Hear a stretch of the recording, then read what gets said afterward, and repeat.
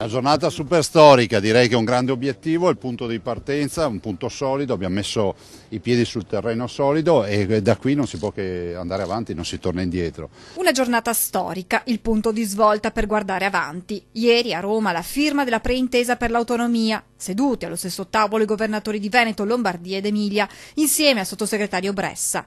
Un giorno che segna la storia, ma un giorno che segna anche l'inizio di un nuovo percorso, quello che porterà all'attuazione dell'autonomia intanto per le 5 materie concordate. Noi abbiamo 5 tavoli già aperti che non si dichiarano conclusi ma semplicemente aperti con già delle risultanze, sono per la sanità, per l'istruzione, per l'ambiente, per il lavoro e i rapporti con l'Europa. Continueremo il lavoro anche su questo fronte, aprire gli altri 18 tavoli e quindi poi chiudere l'intesa. Dunque nello specifico, per quanto riguarda la sanità, la Regione avrà una maggiore autonomia nella gestione del personale, potrà modificare o eliminare il ticket nazionale.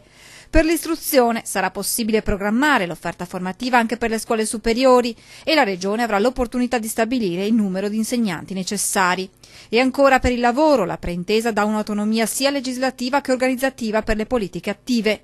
In tema ambientale, la Regione Veneto avrà maggiori competenze per la gestione dei rifiuti e delle procedure di bonifica e per la prevenzione ambientale.